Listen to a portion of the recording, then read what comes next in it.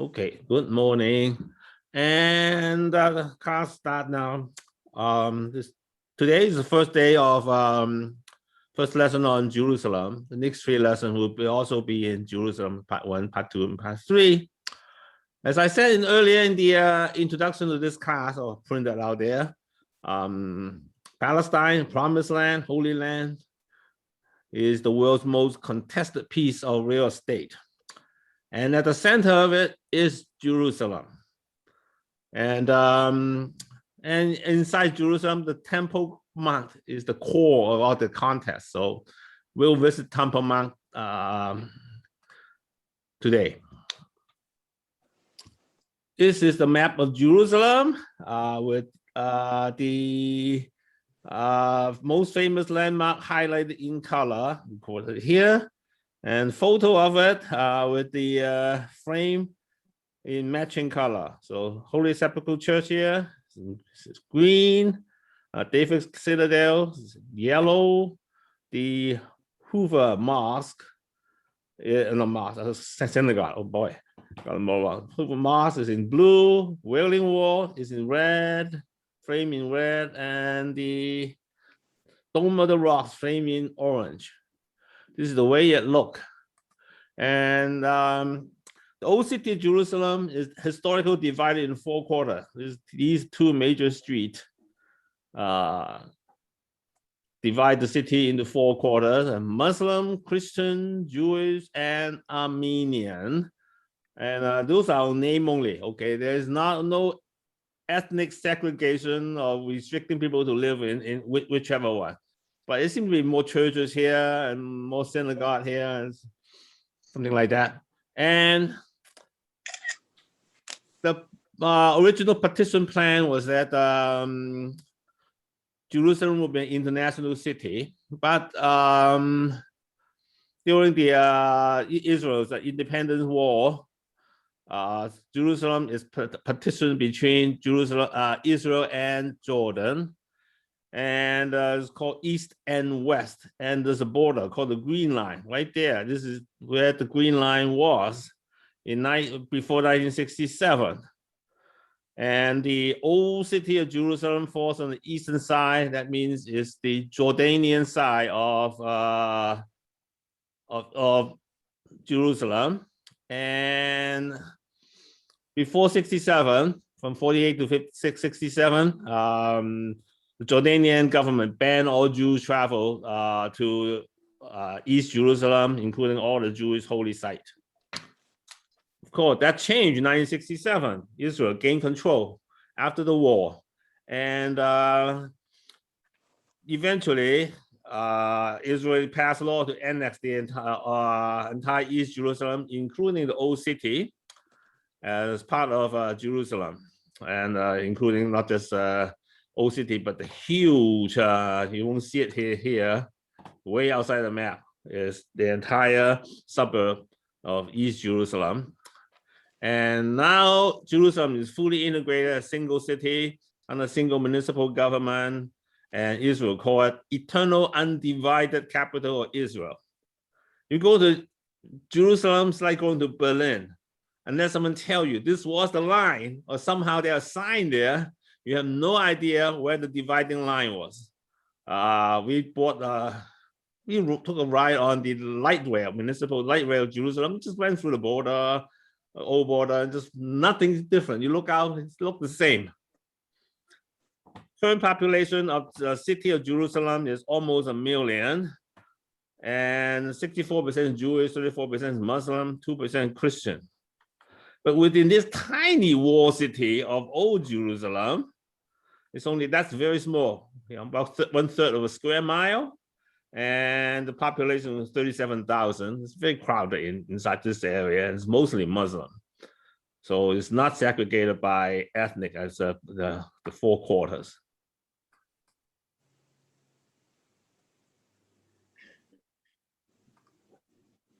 Okay, walls and gates of Jerusalem, still the same map. Now it shows different gate. We did not get a chance to visit the 3 northern gates, so I don't have a picture of those.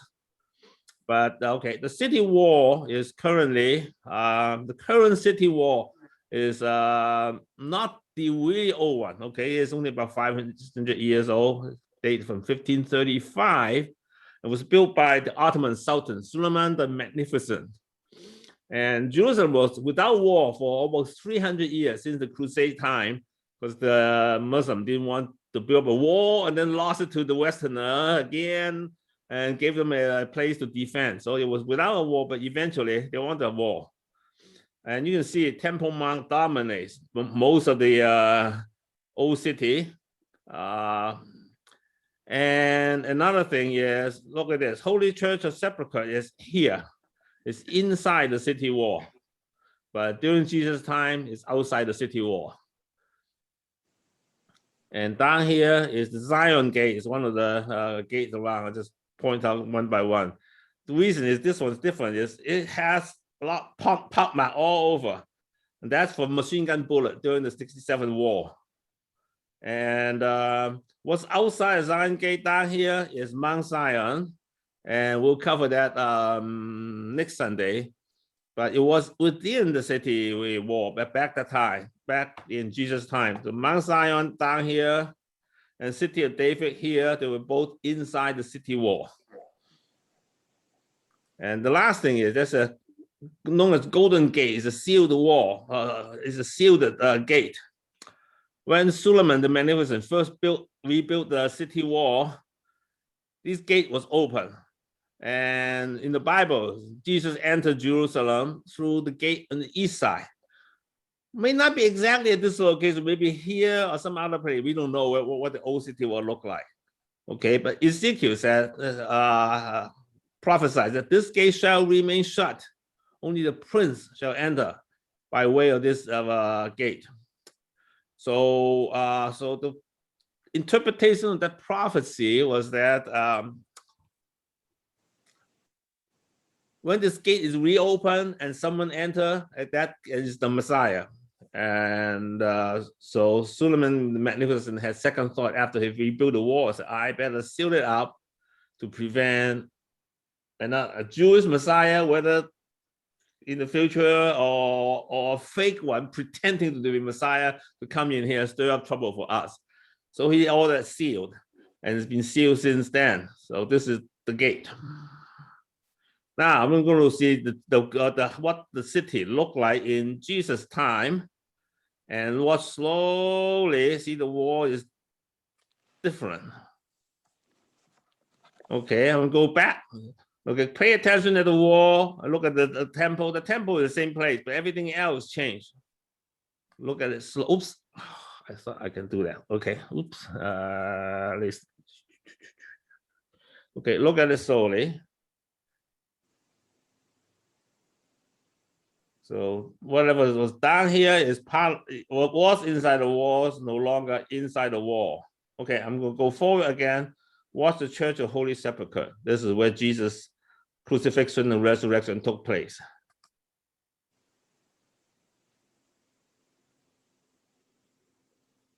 So that is outside of the city. Okay, it's still Jesus' time. Herod's temple, okay, a temple mount now, still dominating the city. And Golgotha, tomb of Jesus, outside the city wall. And the city of David to the southeast is inside the city wall. That was the original capital of David. So the old, really old Jerusalem started here, but this area is no longer part of the so-called old city of Jerusalem. And so the same thing like Mount Zion down here, and it's no longer a part of the current old city of Jerusalem, but it was city of Jew inside the city wall during Jesus' time. Mount of Olives is always outside to the east. If this part is higher than Jerusalem. I'll show you a picture later that from here you can look down into Jerusalem, and is separate from Jerusalem by the Kidron Valley. Now we look at, as I said, we were in Jordan. This is a 6th century mosaic map of the entire Holy Land, including Jerusalem. think of this map as a tourist map.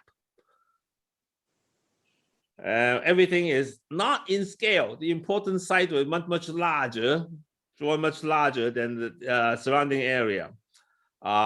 This was a map originally made in 6th century on the floor of a church. Right now is the Greek Orthodox St. George Church in the city called Madaba, very small city in Jordan. That's what the church looked like. And during reconstruction in 1884, people discovered this mosaic on the ground. Okay. Normally it's covered with the carpet, and during opening hour they roll up the carpet. This is the carpet roll up, and tourists can come by and look at it. And it's different than most modern map. What's on top is east, because the church faced the sanctuary, the end of the sanctuary, the top side, or the pulpit is on the eastern side. So we walk in, east is on that side, on the top. So this is top. And it's Dead Sea, Jordan River, and then it's much larger Jerusalem here. This is the replica in Jerusalem. And this, along with the sign, everything that points to where all the interesting things are. The most important things you see, notice is there is no Temple Mount, nothing here. It's just nothing but houses in the street. Because Temple Mount, temple has been destroyed and no one rebuilt on top of it. The center of interest, of course, the Holy Sepulchre Church, right here. So we'll get back to this church, this map next week to show you some other interesting highlights. So that was the map in Jordan and 6th century. That means when the Muslim came, they found the Temple Mount completely vacant. So they built their thing on top, and we'll visit that later. Now go back to the oldest part of Jerusalem, the city of David. This is the model during Jesus' time. And probably during King David's time, probably looked like just that. The temple has not been built yet. And so this is on the southeastern side of the old city. It's part of the annex of East Jerusalem, and is currently it's a Palestinian neighborhood. We'll show you a picture of what it looked like. When the Bible talk about Jerusalem, the earliest was in Genesis 14, where Abraham rescued Lot and other residents in some of these Canaanite city.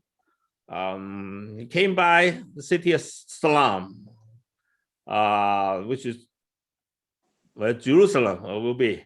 And Melchizedek, the king of Salam, came out and greeted him. So that was the earliest reference to this area of Jerusalem.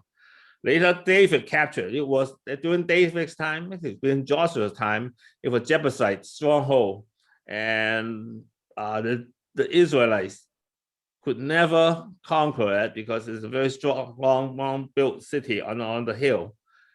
And what happened is, the way David conquered is Joab, one of his officers, that man climbed up from a water shaft into the city, bypassing the wall, and surprised the resident in there. Jebusite lost because of that. So afterwards, David rewarded Joab by making him the general of his army. And he renamed this whole area City of David, as recorded in 2 Samuel, also in 1 Chronicle. And King Hezekiah, while preparing for defense of Jerusalem against Syrian assault, built another tunnel to bring the water into Siloam Pool down here. And we'll look at that tunnel next. So the city of David has always been the center of the kingdom of Judea, and it's the administrative center where the king has all the There are a lot of archaeological digs. These are just some replica they put up. Say you can buy these at the gift shop. Now we look at the city of David.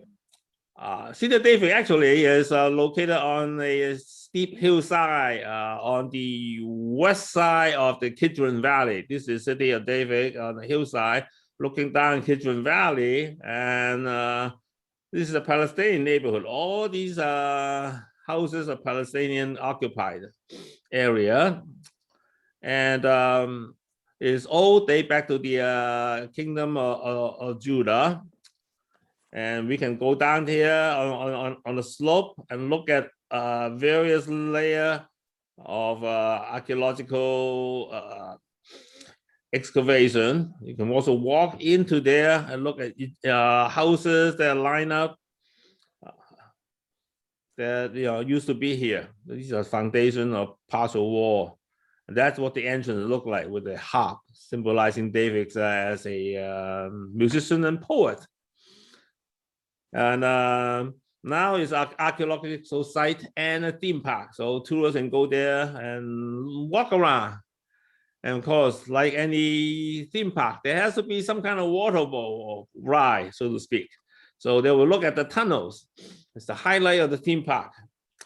As I said, there were tunnels before where David climbed up and conquered the city, and also King Hezekiah later on built tunnels. So there are 2 tunnels in there, and starting about the same place somewhere inside the city wall, and underground someplace.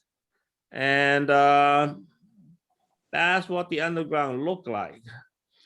The Canaanite tunnel is an older one. It let the people inside the wall to come out somewhere here so that they can fetch water.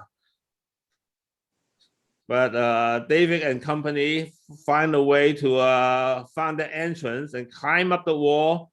The tunnel, part of the tunnel is flat, and then it goes straight up. I guess General Joab's men had kind of climb up this straight tunnel, like Jackie Chan walking on walls, and conquer the place. And that tunnel is dry because it's for fetching water. People actually go out there and fetch water and back. Hezekiah later on built a tunnel that actually let the water all the way in and gather in a pool, Siloam pool. And so it's a much more challenging way of building the tunnel. And it's a wet tunnel. There's water, but way steep. Here they found somewhere in the tunnel an inscription that tell the story of how the Hezekiah's people dug the tunnel. They actually dug from both ends and listening to chisel sound of the other side, and eventually, without GPS, without modern engineering measurement, they found each other and connect the two tunnels together through the rock. And this inscription found inside the tunnel told us that story. And so this is the dry tunnel, very narrow tunnel. I didn't go to the wet tunnel because I'm carrying my camera. So this is what the wet tunnel look like. It has they put blue light in there. And that's what the dry tunnel look like. It's very narrow and claustrophobic. Okay, so that was the City of David and the 2 tunnels. Now, next is the Temple Mount. This is the highlight of every trip to the Holy Land. The Temple Mount is currently managed by the Jerusalem Islamic Waqf, I don't know how to pronounce that, and the Grand Mufti of Jerusalem. Grand Mufti sounds like a title from some character from Star Wars. So yeah, the current Grand Mufti was appointed by the Palestinian National Authority's president. And the whole committee, Jerusalem Islamic Waqf, is part of the Jordanian government's ministry. Israeli grant them all the power to administer all the Muslim site on Temple Mount. Temple Mount is open from Sunday to Thursday. There's a morning singing time and the afternoon time, vary by season, and also Muslim holiday. When you enter the way to enter the Temple Mount for us non-Muslim, there's only one way. First, to go to the city wall. This is the Dunk Gate. Okay, that's the sign. And inside you see this is the security checked-in area right there. And this gate has been enlarged, so a tour bus can fit right through there. And the tour bus usually dropped us off right somewhere before this security check-in area. When you approach security check-in area, there are 3 lines. 2 of these were not for Temple Mount, but for the Western Wall Plaza. And it's the men's entrance, women's entrance, because the search is set separate. You go through very tight security, airport style searching. And to the far right, it's not outside this picture, is a security check-in for the Temple Mount. You go through that area, and of course, it's separate into men and women again. And then you go up, after security check-in, you go up on this long wooden ramp. And that is the gate. That gate is called Morocco Gate. So that's the gate into the Temple Mount area. You notice that, okay, there are gates for the city wall. There are gates for the temple, okay? Don't get them mixed up. The sign looks different. In fact, the gate for the Temple Mount has no Hebrew. It's only in Arabic and English. The gate for the city wall are trilingual, Hebrew, Arabic, and English. So you know who runs this place. Okay, no Hebrew. And so this gate is called Morocco Gate. Also, the Israeli call it Magabi Gate. And sometimes called Moorish Gate. So the gates historically they have different names. On Temple Mount, as I said, the Islamic Waqf sets all the rule on conduct, and so all non-Muslim religious activity is banned. So you are not allowed to pray. You're not allowed to read Bible. You're not allowed to preach anything on top of Temple Mount. You're not allowed to bring any religious article, Bible, crosses, or some religious souvenir you bought on the street. They're all banned. So it's better to go there in the morning if you like to buy souvenir, because you may have bought something that's prohibited on Temple Mount. You go travel them in the afternoon. Well, just dress code. No exposed shoulder or knees for men and women. And also, but one thing is, women do not yet need to cover their hair because non-Muslim are not allowed entrance into any of the building. So yeah, so you don't have to cover the hair or take off your shoes, because we are only allowed to walk around the plaza, I guess plaza or whatever up there. So those are the rules on Temple Mount. Of course, the highlight Temple Mount is Dome of the Rock. It looks like this. It's an octagonal building, very colorful tiles, covered with a golden dome.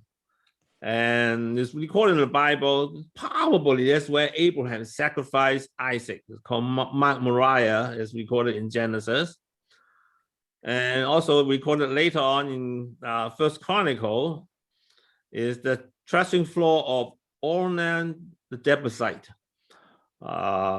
David purchased that piece of land for 600 shekels It's a site to make offering to God after the pandemic. And David afterwards said, "Here shall be the house of the Lord God, and here the altar of burnt offering for Israel." So David declared that the future temple will be built on this hilltop. And the Dome of the Rock is currently the third most sacred Islamic site. And the important thing is, it's not a mosque, it's a shrine. Okay, mosque face Mecca. The shrine is octagonal shrine. People enter from all sides. See, there are 4 doors. There's one of them, and face east, west, north, and south. So it's a shrine, and inside there is a large piece of a boulder sticking up from the ground, and that was by tradition where Abraham sacrificed Isaac. Dome of the Rock was built in 691 AD after the Muslim conquered Palestine, but it collapsed somewhere time and then rebuilt in 1023. The most recent remodeling was they gilded the dome in gold. I guess again, originally it was gold, but kind of worn out. The Jordanian king Abdullah II donated 80 kilograms of gold, that's over 175 pounds, to redo the dome. So it's very, very nice and shiny. Around the Temple Mount, you see various things. To the south is the al-aqsa Mosque. That was built in 705 AD. Now that is a mosque. At the southern end of the mosque, you enter from the north side, face south, in the direction of Mecca. So that is the mosque. Also, there's the dome called the Dome of the Chain, and that is the oldest structure because the Dome of the Rock collapsed and rebuilt later. This was built in 691, so that making it the oldest structure on Temple Mount. We have a picture a bit later. And surrounded it, there were 4 these prayer tower minaret. This one on the west side, and there's 3 on the north side. And there are these freestanding arches. So this is one of them. Okay, it's only lasts from here to there. Okay, it's not clear in the picture. And there's freestanding around, probably there are 12 of them, 3 on each side of the mount. And below that, 12, well, maybe a dozen, maybe 15 steps, depending, go up. So you go in like here. Okay, under this arch, there's about, I don't know, 15 or so steps to take before you reach out the plateau on top of Dome of the Rock. And before go up, there's a fountain here. People, Muslim, go through some kind of ritual, hand washing, maybe feet washing, before they climb up the steps. So here's an example. That was one of the arches on the east side of the Temple Mount. And across it, of course, is Mount of Olives. And on top, this is not a holy site. Holy site is further south. This is on the northern end of Mount Olive. I think that is the Protestant, German Protestant compound called Augusta Victoria, a compound of church, conference area, and hospital. And below that, there are fountains for cleansing. And these are all on the west side.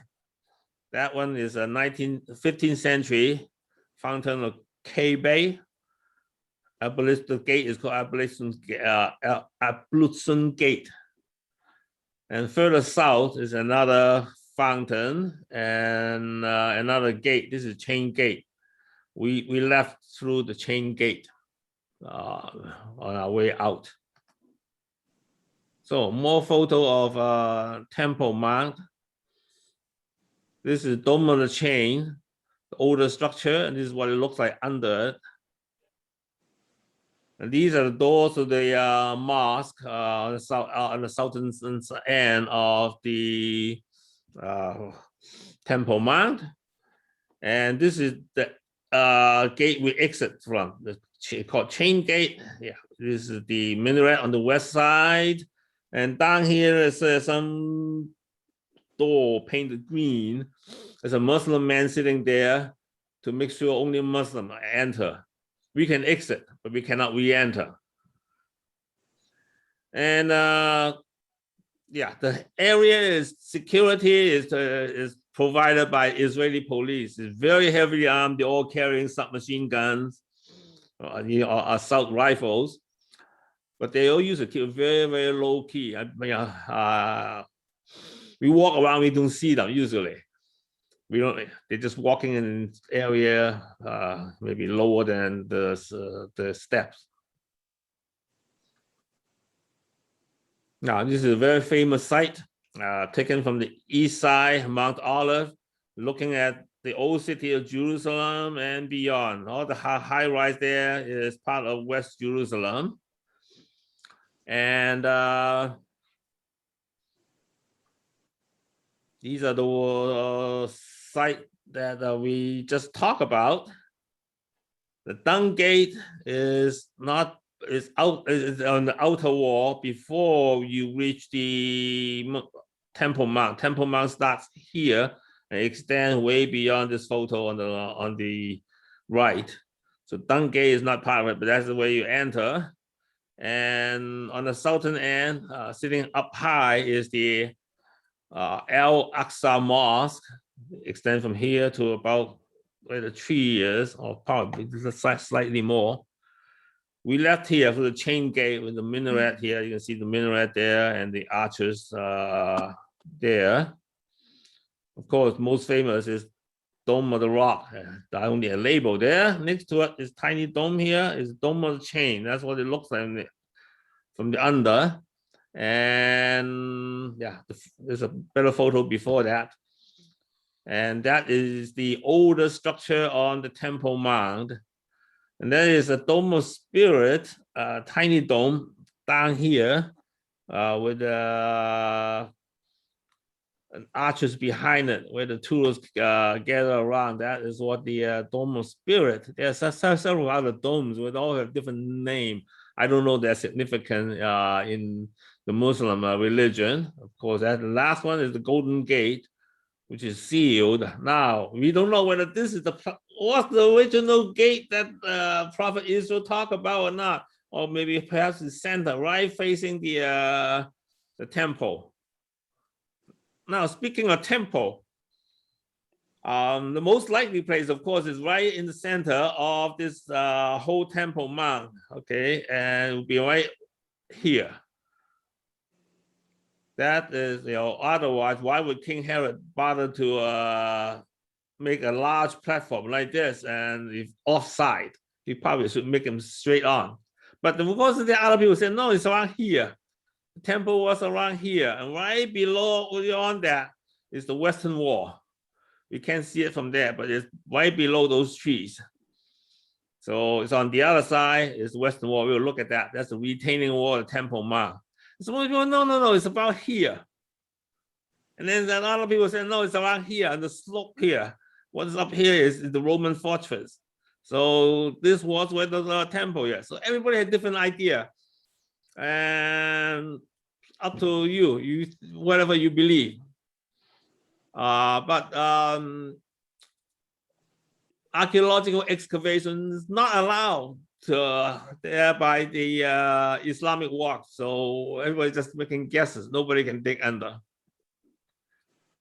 Now, for more sites beyond the Temple Mount, there are some. We'll visit them later.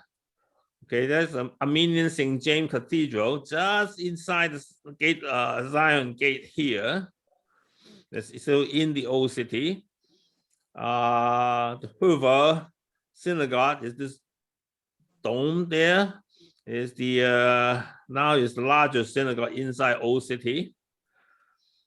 This this bell tower is the Germans Lutheran Church of the Redeemer. Okay, is the major Protestant presence inside the Old City.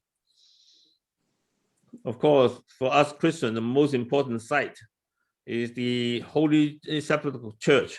And there are two domes. They're kind of like almost overlap on top of each other. There's one closer, smaller one, and then there's a bigger one on the left, right behind it. So there are two domes. That's the Holy Sepulchre Church. So those are the most famous sites in the Old City.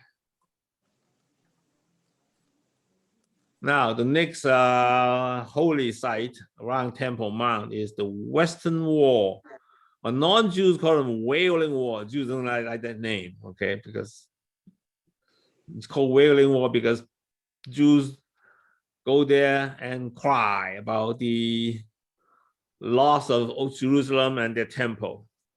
The whole Western Wall, by definition, is on the west side of the Herod's Temple Mount. The whole is a retaining wall. It's 62 feet high from ground level all the way up to the top. And it's quite long, about almost a fourth of a mile long, 1,600 feet long, all the way along the edge of the Temple Mount. But of course, only 187 feet were exposed. And so this is the section that the Jews gather to pray. The rest of them are behind the Muslim quarter building. They build things right up against the wall. And Jews believe that this is a place to pray because it's closest to the Holy of Holies. That's how close they can approach. History of our Western Wall is since the 4th century, Jews been known to come and pray here and about the destruction of the temple of Jerusalem. So they came up here and pray, and it wasn't in front of it. Well, obvious, it's not a plaza because people built houses or next to it. So it was a more or less a Western Wall alley. It was a very narrow alley, about less than 6 feet wide. And one wall is the Jews go pray, and the other side someone's house. And especially during all the Muslim time, it was all built up. Is more what is known. This area is what is known was known as the Moroccan Quarter.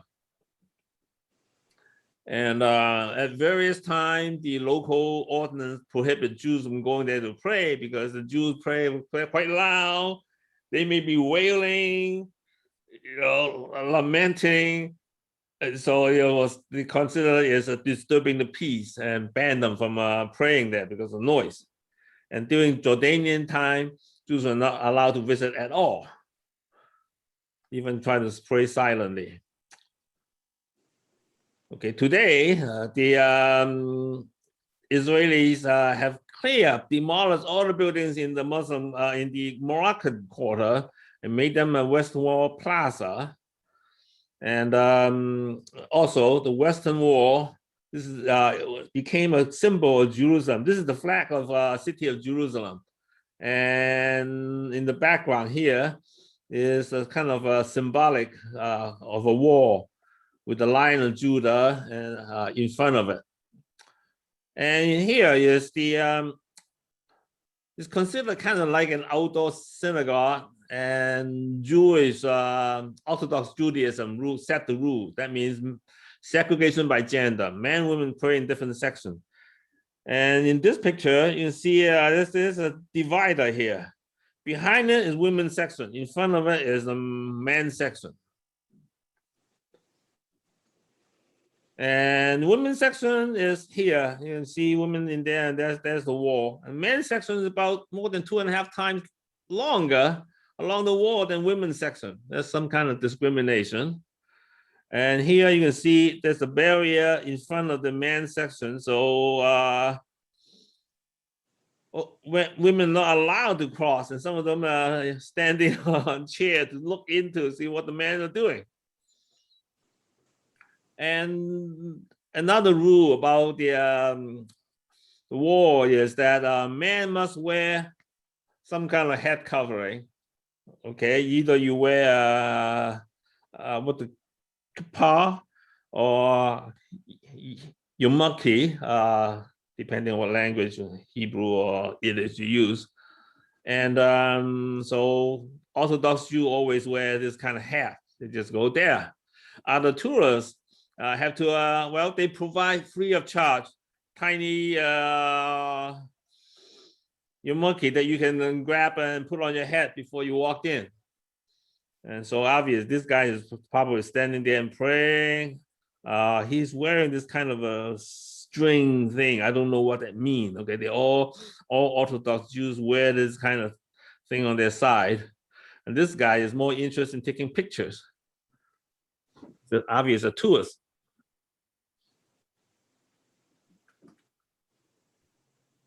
Now, the last thing about Jewish quarter is there is the largest synagogue inside the old Jerusalem. It's called Huva synagogue. Huva means ruin.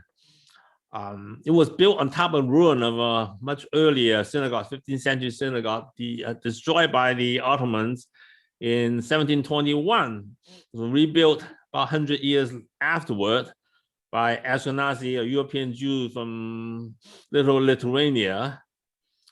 And it looked like this, about this size, has a dome on top.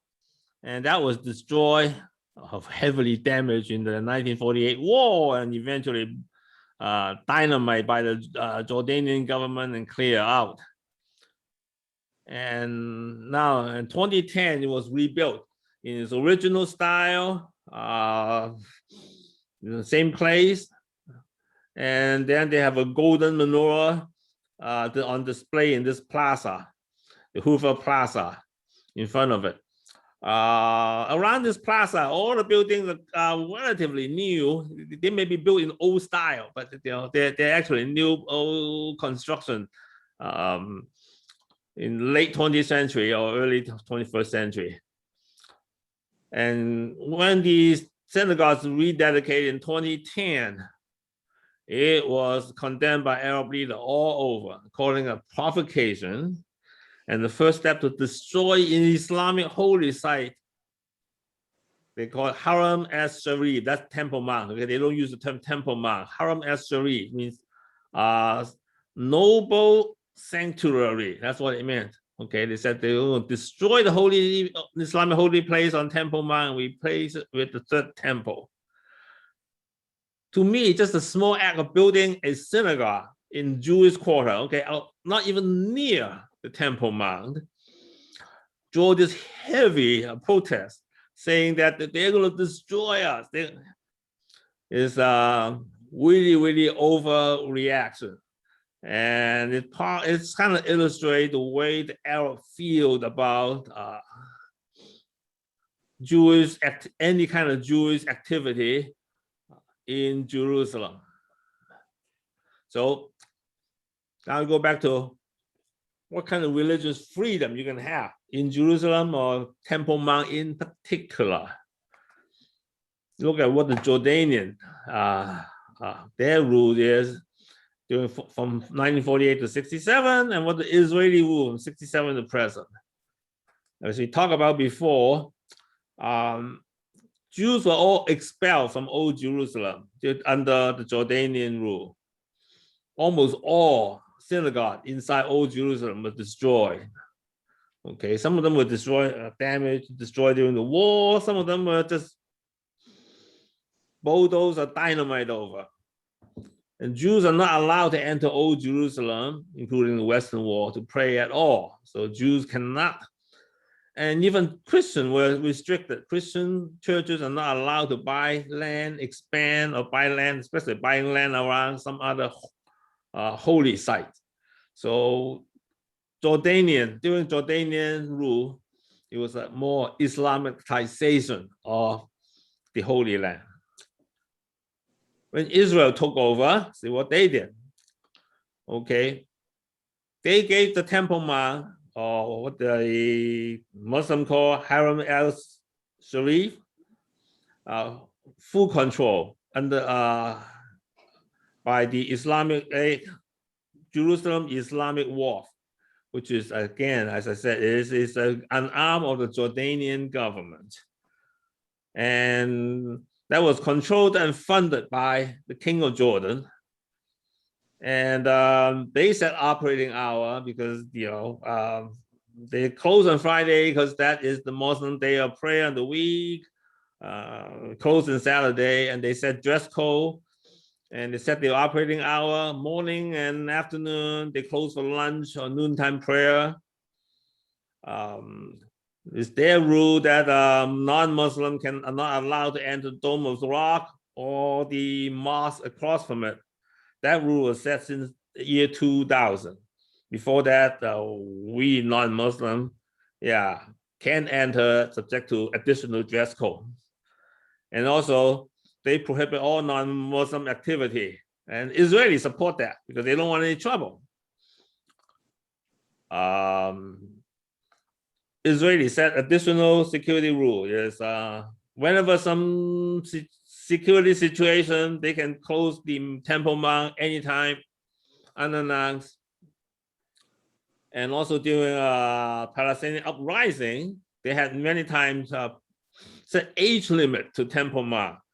For example, for like a couple of weeks in during several uprisings to prohibit any male Muslim under the age of 50.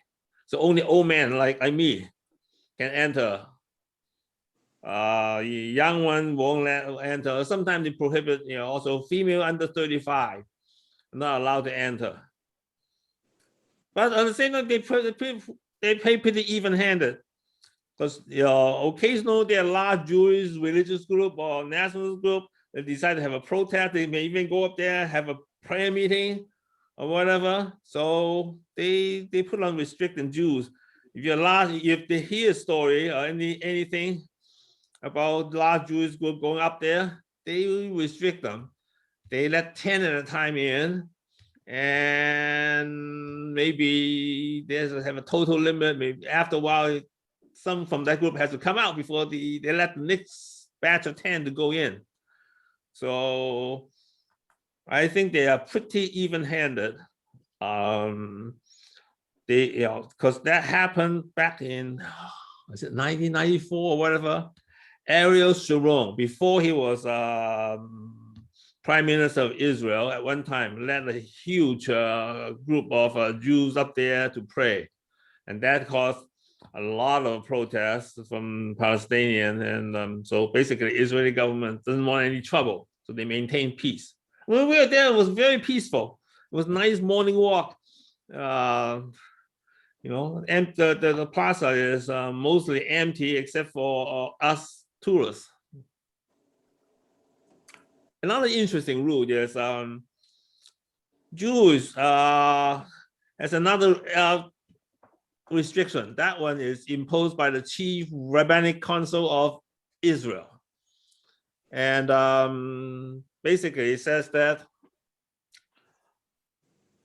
Jews should not walk on Temple Mount because you have no idea where the original Holy of Holies is located.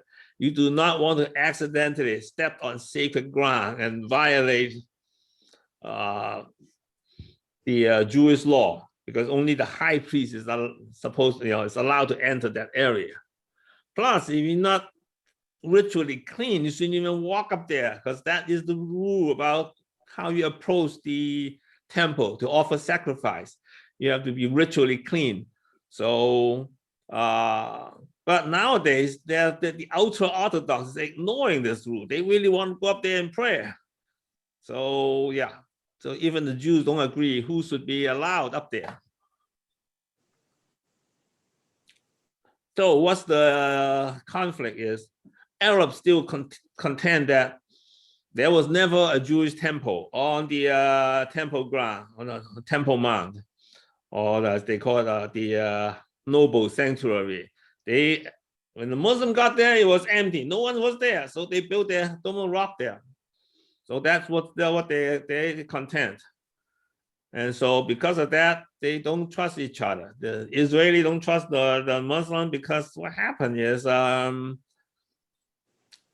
they have to cooperate. They have no choice. So they continue to cooperate. But everything else is they don't trust each other, especially on excavation, new construction that require, putting in a new water pipe, a sewage line, you have to dig down. High degree of mistrust because Jews is always afraid that the Muslim may discover some kind of proof that Jewish temple was there, and they would destroy such artifacts. And for the same reason, the Muslims don't want Jews to make up story that said, we were here first. So that has always been a contention. So yeah, construction is something to be avoided. For example, we look at that wooden bridge go up to the Morris gate that non-Muslim used to enter the temple ground. That gate was built mainly because the old stone steps were deteriorating to the point that it collapsed. So somebody had to, so the Israelis went ahead and built a wooden gate as a temporary measure, thinking that, okay, we'll keep the tourists coming and then we'll build a more permanent one. Well, by the time you talk about the permanent one, Muslims object and all that stuff. So eventually what we have left is that wooden gate, the temporary wooden bridge became permanent wooden bridge with steel beam underneath, bracing it up, holding up the wooden bridge. You go back and look at the picture. Yeah, it was held up by steel beams underneath the wooden bridge. That's the way it looked. So, last thing is, how do we have peace in Jerusalem? The strong defense, the way to protect Jewish life. See, heavily armed Israeli police in Old City, Jerusalem.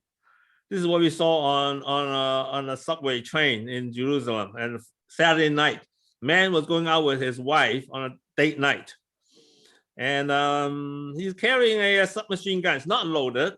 The magazine clip is kind of tied around. But he's like, he's a soldier 24/7. And every Israeli man is kind of like that. Except this is the only one I saw, okay, on a train. So these are the more Orthodox Jewish people insist on living in Jerusalem.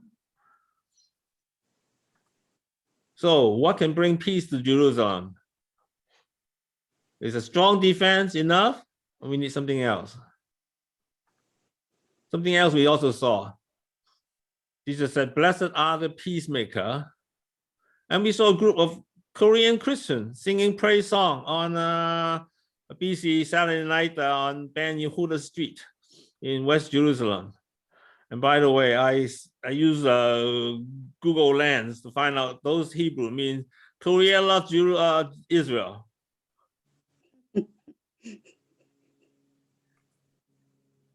So I don't know how effective it is in bringing peace, or is it the best way? But at least they're doing something. Are we just content to be spectators? We were there watching them. Someone even videotaping the singing. No. So how to bring peace? Well, this is what Jesus said in John 14. That's his last remark to the disciples during our Last Supper. He said, peace I leave with you. My peace I give to you. Not as the world gives, do I give you. Let not your heart be troubled, neither let them be afraid. So peace from Jesus is different than what we in the world consider peace. So that is the end of today's lesson. You guys have any questions, comments? You shouldn't have to go. If you need to drive to church for communion, I guess it's time to go. Or if you're already there, then it's great. Any comment? I see Grace is already at church office, all ready to go. Oh, if nothing, let's have a word of prayer and close. Dear Heavenly Father, we thank you for sending Jesus to us to give us real peace. We thank you that we have a chance to know you. We ask that you teach us how to bring your peace, your message of peace to others, so that they too have a chance to know you and accept you. Thank you for this time. We ask you to be with us as we listen to your sermon, sing praises to you, and most important of all, communion with brother and sister to remember what Jesus did at the Last Supper. We thank you again. Pray in Jesus' name. Amen. Amen. So next week, we will continue back to what Jesus did around Jerusalem. His teaching in Mount Olive and also his last evening on Mount Zion during the Last Supper and more and beyond. So we'll see you next week, and I will send you the link to today's recording. So see you later.